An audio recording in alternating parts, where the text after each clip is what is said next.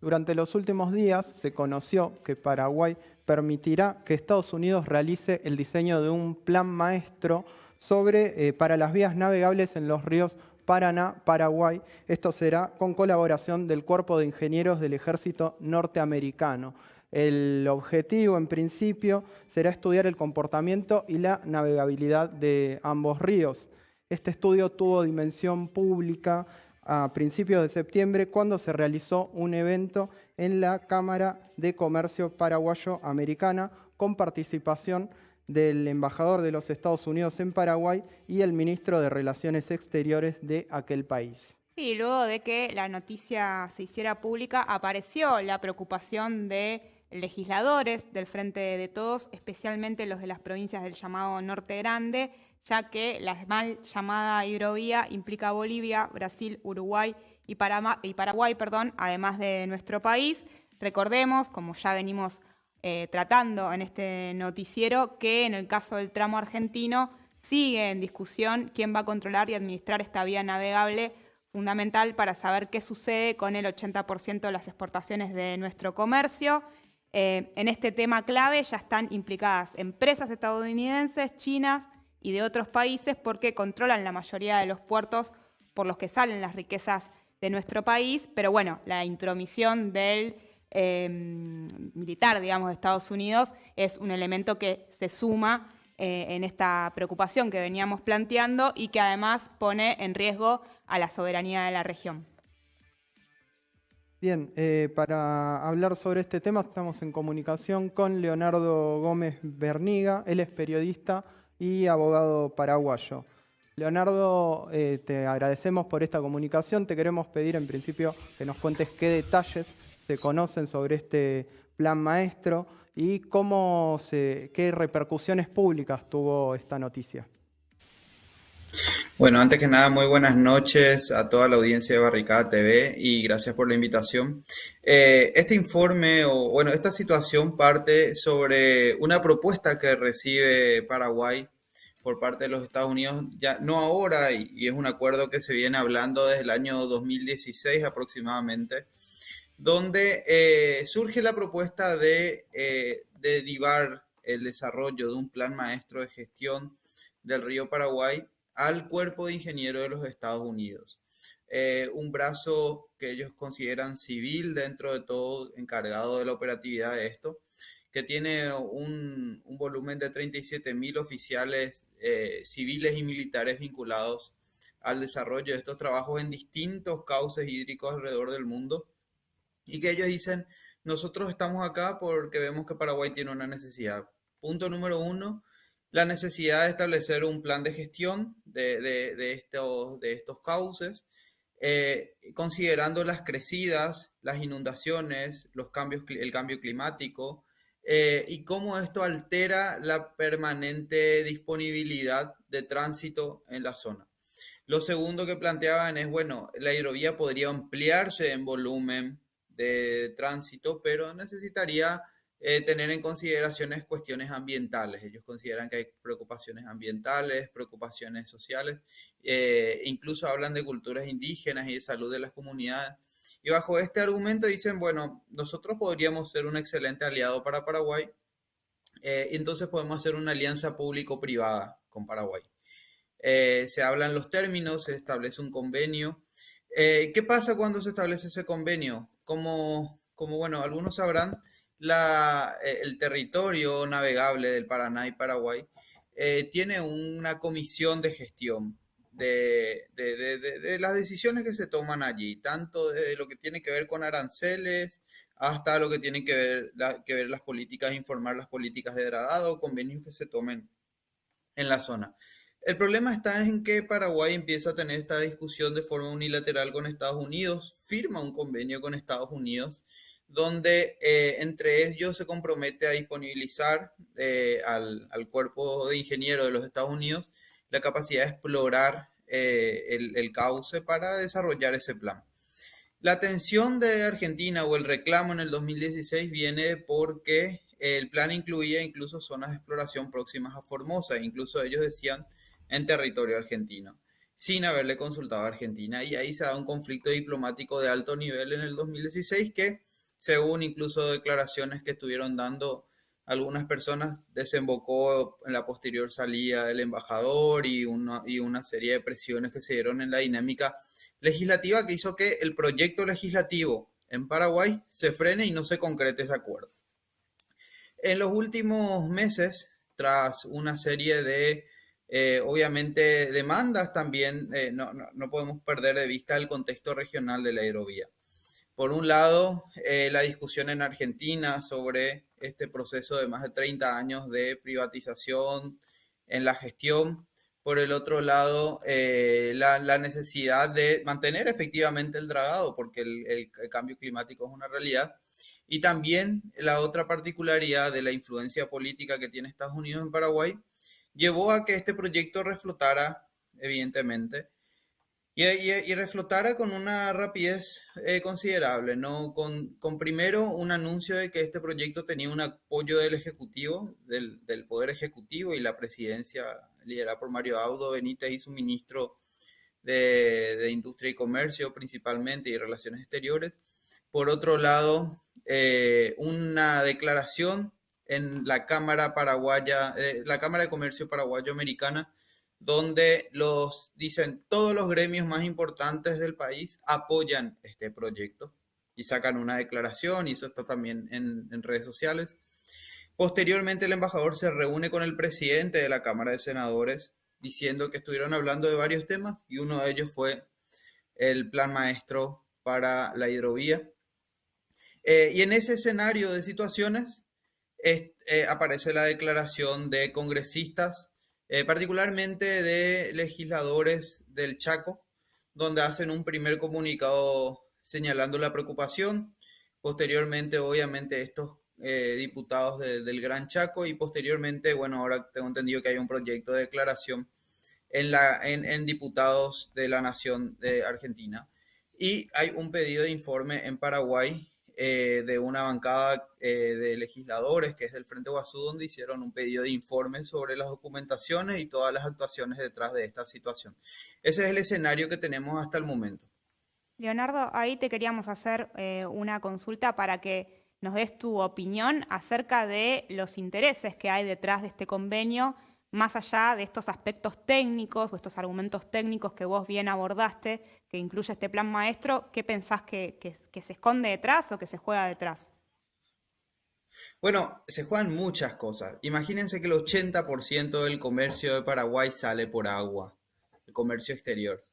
O sea que tener el control, de algún modo, en la salida de las mercaderías y en lo que fluya por medio de eso, implica un fuerte peso geopolítico, porque también no estamos hablando que todo se da dentro de la legalidad y todos declaran lo que declaran. Bien se mencionaba, ¿no? O sea, uno de los sectores más investigados por triangulaciones, desfalcos, incluso falsificación de certificados de orígenes, y hay un montón de cosas que pasan en la frontera, ni que decir el narcotráfico que hoy pone a Paraguay en la escena global por ser un punto de salida de cocaína para Europa también, y también utilizar obviamente puertos argentinos detrás.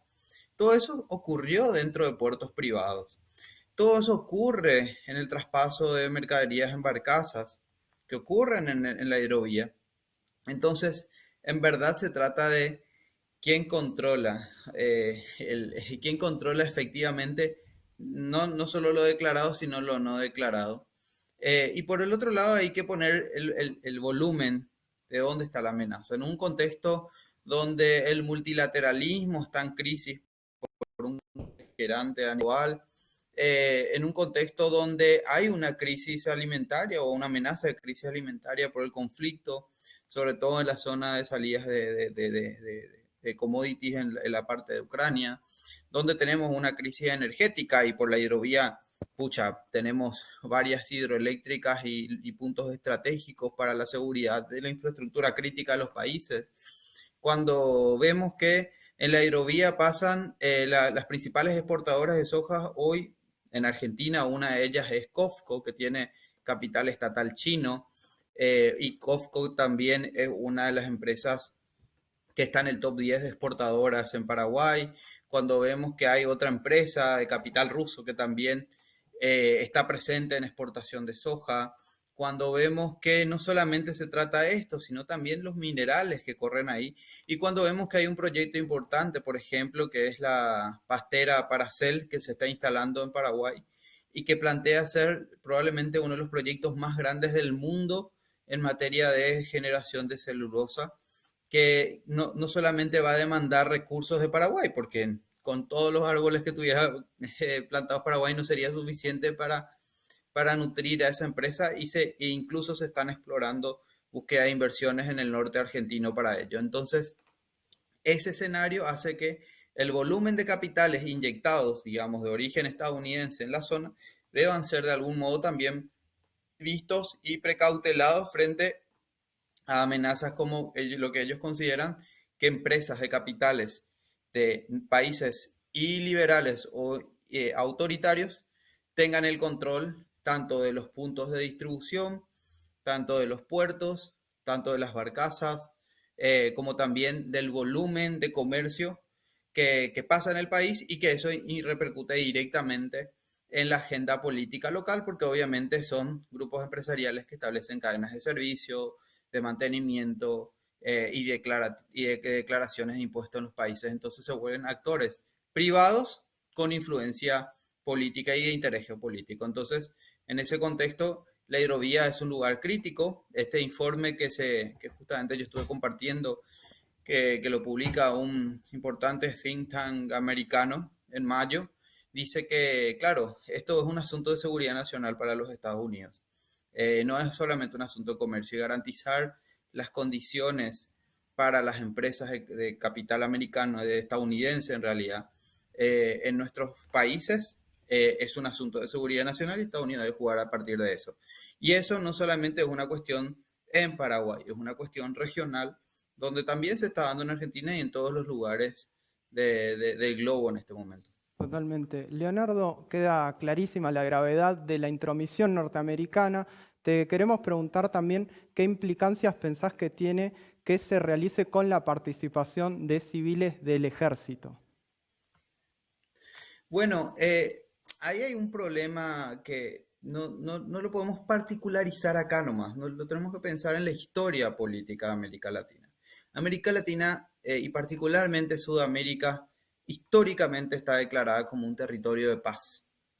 ¿Y qué significa ser un territorio de paz? Significa mantener una posición neutral, una posición responsable, respetuosa de los derechos humanos, una posición que en tiempos de beligerancia global supo mantener cierta posición crítica, reasegurando a los vecinos de este tipo de situaciones y también no garantizándole al mundo lo que el mundo también demanda, ¿no? A veces tiene que ver con alimentos, tiene que ver con suministros de materias primas, pero también de ser un territorio donde la paz está asegurada. Y la paz implicaba también ciertos acuerdos regionales que tenían que ver con el respeto a los territorios, a las zonas y a los acuerdos que se den en lugares que implican actividades compartidas. Quizás hubo momentos de tensión, lo hubo en las Malvinas, lo hubo durante el estronismo acá en Paraguay cuando Brasil invade el Salto de las Siete Quedas, que después termina inundado y creándose Itaipú. Entonces, sí, históricamente cuando hay desavenencias entre los países vecinos o no hay un acuerdo por una búsqueda, un camino para encontrar una salida común, eh, a veces aparece de los Estados Unidos, pero después, digamos, los países sudamericanos saben encontrar un punto de solución común. Hoy el problema se está, yo diría, agudizando y no podemos sacar el marco extractivo, ¿no? O sea, el avance del extractivismo en nuestros países está llevando a que se esté priorizando la balanza comercial o se esté priorizando, obviamente, las inversiones por encima de los impactos ambientales, los impactos sociales, la construcción de un multilateralismo responsable, ¿no? El fortalecimiento de los organismos como Mercosur, como UNASUR o como los otros organismos que tenemos en la región. Entonces, ¿qué implica que vos pongas una potencia con militares en el lugar donde está fluyendo el 80% de las mercaderías de un país? O, digamos, el 80% probablemente de las mercaderías de muchas de las provincias argentinas, digamos, aunque estén más abajo, lo que está implicando es que estás poniendo un actor a tensionar. Entonces, si tenemos que pensar que un actor puede tensionar, tenemos que primero reconocer la situación, hablarla, transparentar todo lo que se está hablando. O sea, yo soy más de la idea de que estamos en el punto, probablemente hay gente que está avanzando mucho en la conversación, pero nosotros no, porque nosotros no tenemos la información. Entonces, lo primero que tenemos que tener es la información para entender todas estas variables y definir primero quiénes de nosotros realmente están en estas aguas. ¿Quiénes de nuestros compatriotas o nuestras inversiones empresariales nacionales o cómo se están vinculando con nuestros puertos o con las exportaciones, las empresas de capital nacional que generen empleo nacional en estos territorios para posteriormente ver cómo se integran estos capitales extranjeros y extractivos en nuestros circuitos? Porque de lo contrario, si seguimos normalizando una inversión en la lógica de pensar esto, ¿no? Que primero se instalan los capitales y después tratamos de ver qué hacemos, estamos jugando mal, o sea, estamos jugando a destiempo y esto plantea la misma cosa, o sea, hoy en un contexto muy sensible a nivel global, nosotros debemos cuidar nuestros recursos, nosotros debemos cuidar nuestras economías, debemos cuidar a nuestra gente y sobre todo cuidar la paz de América del Sur, que creo que es lo fundamental en tiempos conflictivos. América del Sur tiene mucho que aportar. La patria grande o nuestra América tiene también mucho que aportar, pero tenemos que verlo eso y tenemos que pensar que hay responsabilidades compartidas, ¿no? Porque en cualquier momento se le van las tensiones en este contexto donde también Uruguay, por fuera del Mercosur, está planteando un acuerdo de libre comercio con China, en un contexto donde Argentina acaba de establecer unos aranceles, si bien la justificación es para mantener, digamos, el dragado de los puertos, de los cauces argentinos, es un arancel que no fue consultado también y que está afectando a exportaciones paraguayas y también ahí genera un reclamo. Lo que tenemos que ver es que estos reclamos no queden entre cuatro paredes o estas preocupaciones no queden en un marco de especulación entre empresas privadas nada más y estos intereses y estas fuerzas imperiales o geopolíticas de mucho peso y que realmente esto parta a ser una conversación del común de la gente, entendiendo que de esto depende la estabilidad, de esto depende también el desarrollo de muchísimas comunidades en momentos donde, como también mencionaban, esto incide en el dólar, esto incide en la soberanía alimentaria, esto incide en el impacto que pueda tener a las comunidades ribereñas el ingreso económico, la circulación, la empleabilidad de personas, un montón de cuestiones.